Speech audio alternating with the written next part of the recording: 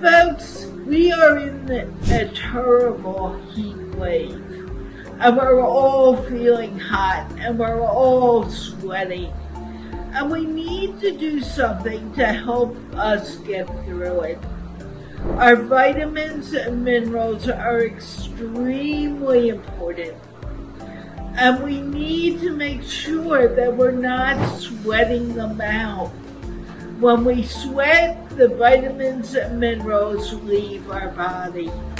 So when we're drinking water or we're drinking anything, make sure that you are putting in the minerals and vitamins that your body needs.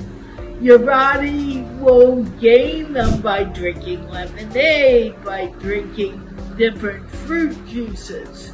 But more importantly, make sure that you are adding the minerals back into your water.